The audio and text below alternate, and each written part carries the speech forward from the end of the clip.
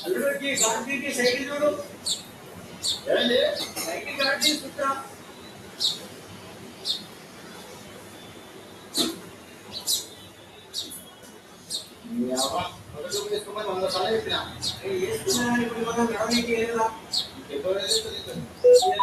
జీవితం మెల్లమెల్లగా